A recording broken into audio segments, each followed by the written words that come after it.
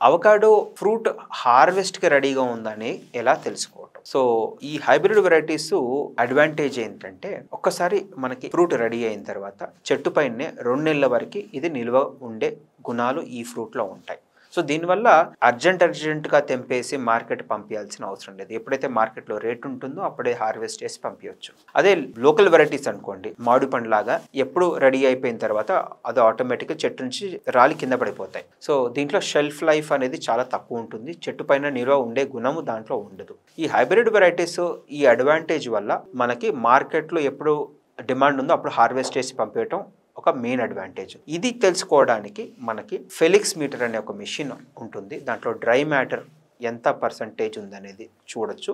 ఒక్కసారి మనం దాంట్లో పెట్టి చూసుకోవటం వల్ల మనకి ఈ డ్రై మ్యాటర్ తెలుసుకొని ఫ్రూట్ రెడీ అయిందని తెలుసుకొని మార్కెట్‌కి పంపించడానికి అధిక లాభాలు తీసుకోవడానికి అవకాశం ఉంది.